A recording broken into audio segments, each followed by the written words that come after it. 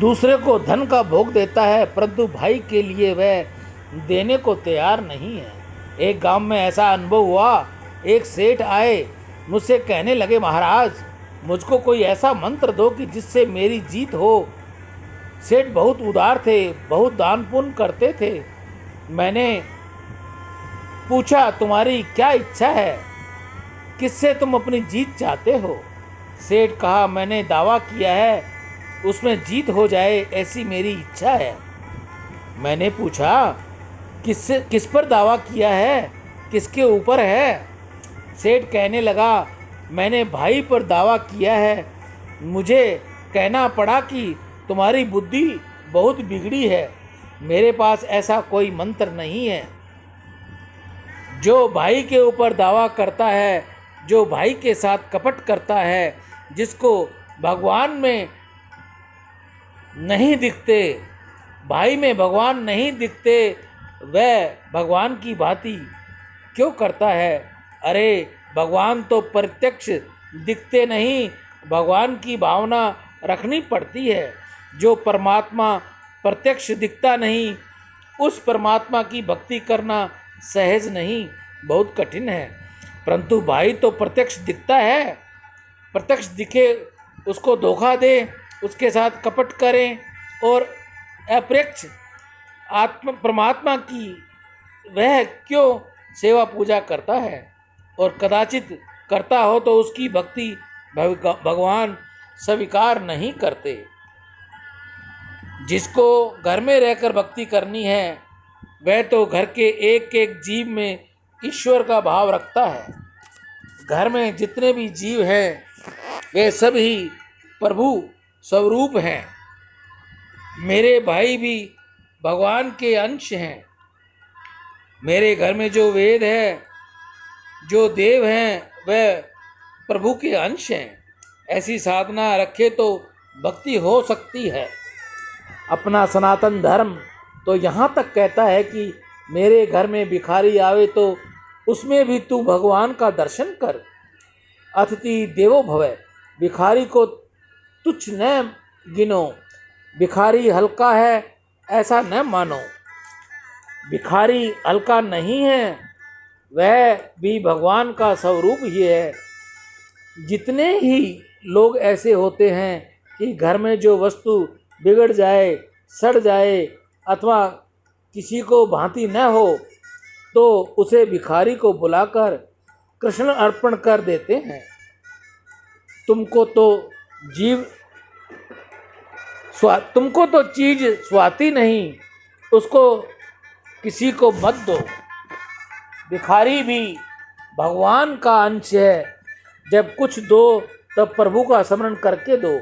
भगवान भाव रखकर दोगे तो दान सार्थक होगा। दान लेना वाला हल्का है ऐसा समझकर दोगे तो दान सफल नहीं होगा।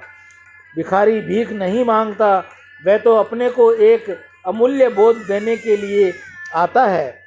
यह उपदेश देता है कि पूर्व जन्म में मैंने किसी को कुछ दिया नहीं, इसलिए मेरी ये दशा हुई है।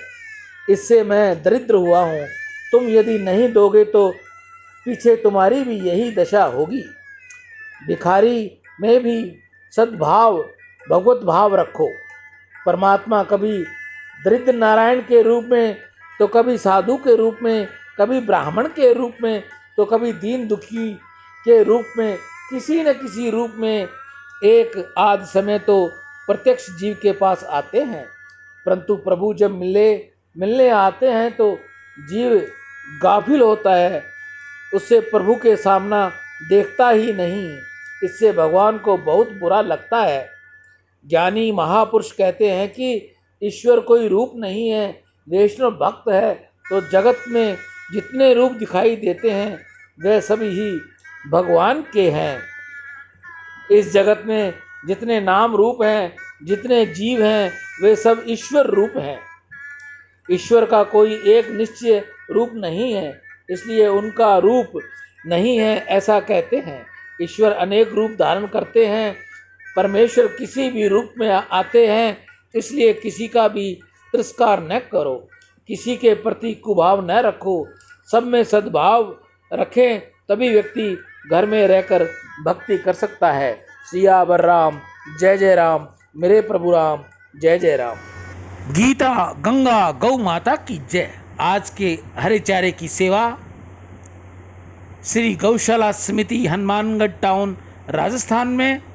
सुरेंद्र नागदेव स्पेन विदेश से, काशीराम खरबंदा सिविलियन से, अभिषेक भारद्वाज उड़ीसा से, नितेश कुकरेजा, जय किशन कुकरेजा मुंबई से, गिरधारी लाल अपने माता पिता श्रीमती सुरजी देवी स्वर्गीय अमरचंद पंवार पाली के, उनकी याद में पाली से गौ सेवा, मुकेश शर्मा पंजाब से, प्रहलाद राय गुप्ता गाजियाबाद से, अशोक बलदेव दास मत्ता। आज इन भाई बहनों की गौ सेवा रही।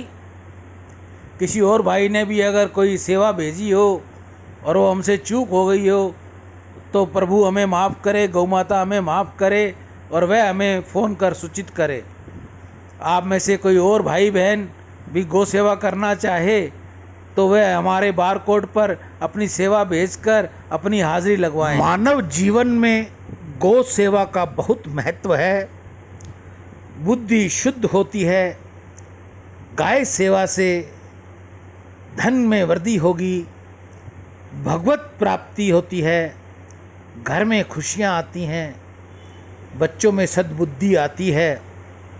रिद्धि दे, सिद्धि दे, वंश में वृद्धि दे, हृदय में ज्ञान दे, चित्त में ध्यान दे, अभय वरदान दे, दुख को दूर कर, सुख भरपूर कर, आशा को पूर्ण कर, सज्जन जो हित दे, कुटुंब में प्रीति दे, जग में जीत दे, माया दे, साया दे और निरोगी काया दे, मान सम्मान दे, सुख समृद्धि दे और ज्ञान दे, शांति भरपूर दे, शक्ति दे, शांति दे, भक्ति भरपूर दे। ऐसा गौ माता के आगे मेरी प्रार्थना। गौ माता के अंदर सभी देवी देवताओं का वास है। गौ सेवा आप अपने घर के बाहर, कॉलोनी में, गांव में, ढाणी में, जहाँ भी आप रहते हो, जहाँ भी आपको सुविधा मिले वहाँ गऊ को रोटी दो, गुड़ दो, हरे चारे की व्यवस्था करो। अगर आपसे ऐसा नहीं होता, आपको समय नहीं मिलता, आपको स्थान नहीं है, तो मैं आपकी सेवा में तैयार हूँ। मेरे पास आप अपनी सेवा भेजिए। ये बारकोड मैंने आपको दे रखा है और तुरंत ही मैं आपकी भेजी हुई सेवा गौ माता व नंदी मुख तक पहुँचाने की चेष्टा करूँगा। हर रविवार की सेवा हम नंदीशाला में करते हैं।